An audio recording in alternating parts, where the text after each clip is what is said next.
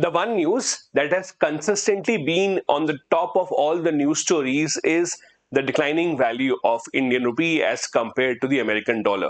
For the first time in India's history, the rupee to dollar conversion rate has actually touched over 90. Means now you have to spend over 90 rupees just to buy one single dollar. The people are worried because in India, people perceive that the strength of your currency is equal to the strength of your nation, which is not entirely true if you look at how economics works. Thus, in this video, I'll be explaining to you why is it that the rupee is declining or depreciating as compared to the dollar, what are the factors behind it, what is it that the government can do, and what is it that the government is trying to do. Now, I hope all of you have already read this news that Indian rupee has gone above 90 as compared to a dollar, which is the simple idea is that the rupee is declining as compared to dollar. Now, let's try and understand this in very simple terms. Right now, you need to spend 90 rupees to buy one single dollar. Now, what does it mean? And how is it all decided?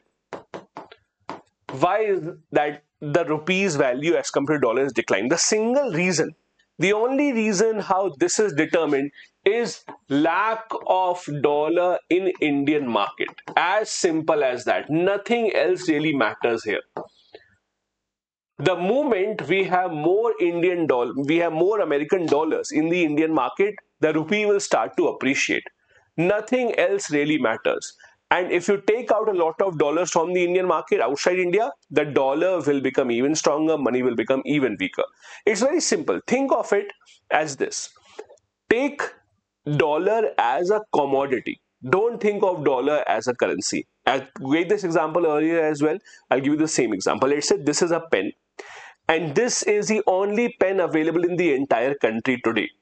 Everyone who wants to buy a pen has to buy this pen only. There's no other pen available. There's only one single piece. That means automatically the price of this pen will increase because everyone will try to buy this. There will be a kind of an auctioning thing. Someone will say, I'll give you 500 rupees. Someone will say, I'll give you 600 rupees. Someone will say, I'll give you 700 rupees. And the richest person will say, I'll give you 1 lakh rupees. Give me this pen. And thus the price of the pen will increase because there is shortage of supply. Simple economics. On the other hand, if there is oversupply of this pen, there are lakhs of this pen or crores of these pens available in the Indian market, the price will automatically fall down. Because now the seller will be ready to sell the pen at a low cost as well because there is so much supply. Think of dollar as a commodity, not like a currency to understand this. So, the moment there are lesser dollars in Indian market, the price of a dollar increases. The moment the Indian market is flushed with dollar, we have a lot more dollars coming in, then the price of dollar will come down. As simple as that. Now, Indian government cannot print dollar. So what are the sources? How do we earn dollar exactly? So there are multiple ways in which you or Indian government or India can earn dollar. First is what you call as remittances. Indians living abroad, Indians living in the US, for example, send the money back. India is fortunate enough to be the largest receiver of remittances in the entire world. Last year, over $100 billion was sent back by Indians. That is one way. Second is investors investing here. We have investors from America who think that they can get a better return in India, so they'll invest their dollars here. Third is trade. So if we export a lot, if we export a lot of money or if we export a lot of commodities, we will get dollars in return. Fourth can also be, for example, if the government of India takes a loan. This is not an ideal situation, but we can also take a loan from outside in terms of dollars, but we have to repay that. These are few ways in which you can actually earn dollar. The problem right now, and again, to convert this into a very short idea, the problem right now is this has been maxed out.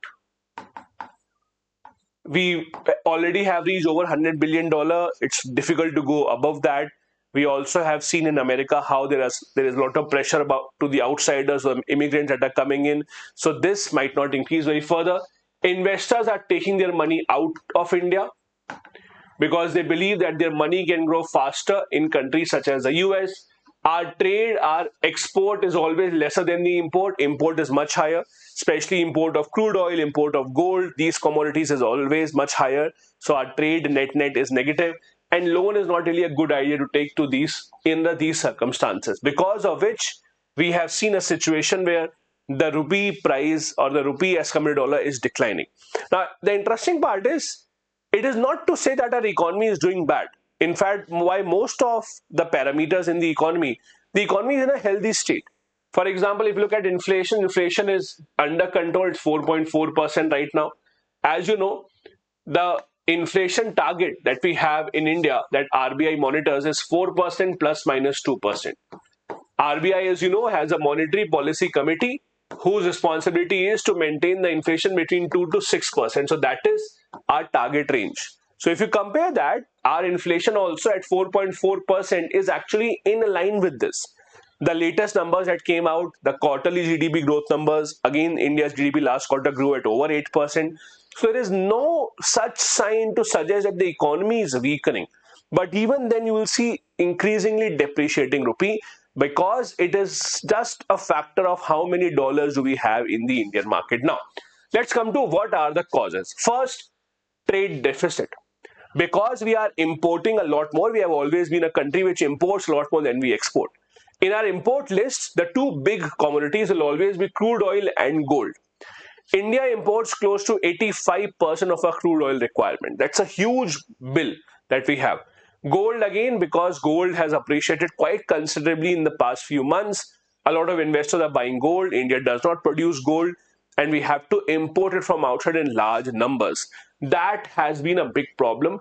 Because of this trade, when we export less, when we import more, that means you have to buy stuff in US dollars. So whatever dollar that we have, we are spending, we are giving outside to buy stuff. So again, supply of dollar is reducing. This is leading to current account deficit because again, as I said, the import bill being much, much higher than the export revenue that we have, because of which the foreign exchange in India is coming down. On the other hand, one other problem that India is facing is the crude oil prices are not at a low level. They reached a low level a few years ago when we had the COVID-19 crisis. Since then, it has been increasing. It is not at an all-time high, but at $74 per barrel, it is a big sum. So if this bill reduces, maybe that will help us. India has been helped by the fact that we have been buying discounted Russian oil for a long time. Although now the discounted Russian oil also not that cheap, by the way. They have also increased the prices. It's slightly lower than the global supply, but it's not that cheap.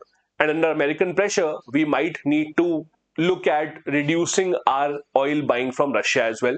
That will increase the pressure even further. So this again is one big problem. Other problem is the FPIs taking their money out of India. Now, what is FPI? Foreign portfolio investor. So those investors who are invested in Indian stock market for short term, those are called FPI.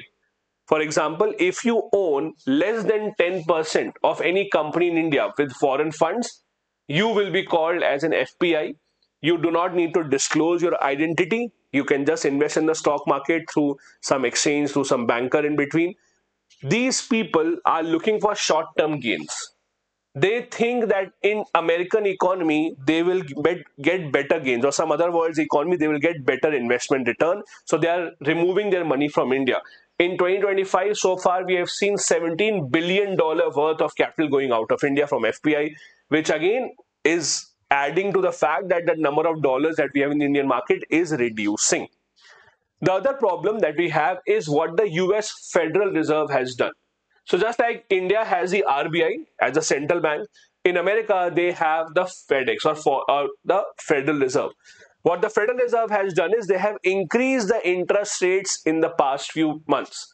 So right now, Federal Reserve is offering an interest rate of 5.25 to 5.5%.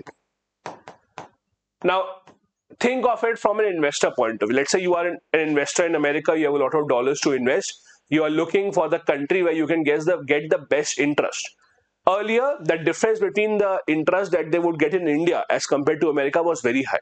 So earlier, if India used to offer them, let's say, 7% rate of interest. America would offer them only 3% interest. So they would bring all their money to India, thinking that, okay, even if it is slightly risky, we will be happy investing in India. But now what has happened is that difference is not that much. Now America is offering them 5.25 to 5.5% rate of interest, while India is offering them close to 6.5. So the difference is not that high, around 1.5%. And also in India, because inflation is higher than the US, that also cancels this out. Because of which now there's not much difference between the return they get in America and in India. So why do they have to take so much hassle, bring their money all the way to India? They're happy keeping their money in the US. That has been a problem, because of which FPI outflows have increased. Because again, their idea is that they think they will get better return or similar returns in the US, with India getting imposed by American tariffs as well. Indian growth might come down, so there's a fear in their minds, and that's why investors are taking the money out from the country. Now, capital outflow, as I said, has had all this impact. The foreign investors are going out because they think that it's better to keep their funds in the US, safer there. Apart from that, we have also seen the RBI trying to intervene. Now, I also made a detailed video on how the RBI tries to intervene in the market to make sure that the rupee dollar conversion ratio does not go out of control. So whenever the RBI feels that the amount of dollars in Indian market are reducing at a very fast speed, RBI starts to supply dollars in the market. RBI does that how? Because RBI has its own foreign exchange reserve. RBI starts selling dollars in the Indian market through what you call as open market operations. So RBI takes up open market operations. They sell dollars in the market to increase the dollar supply. But that has led to RBI's forex reserves also depleting quite considerably. In August 2024, in 2025 rather, in one single week, RBI sold $4.39 billion. It's a huge amount that RBI sold in the Indian market, but even then you can see the outflow of dollars has still continued, and you can't expect the RBI to keep on selling the dollars. They have to stop at some time. And even the future looks not very positive in that sense, because in the forward market basically means a market of traders that predict what will happen in the future. In the forward market also, rupee dollar conversion is actually has a premium of 2.8%. What it means is the traders believe that after 3 months, the conversion of rupee to dollar will even go close to 3% higher. Means rupee will depreciate 3% more in the next 3 months. That is the assumption in the trading market. So no signs right now of rupee being recovered are seen in the Indian market or in the international market, because all the flow is actually going out at a gradual pace.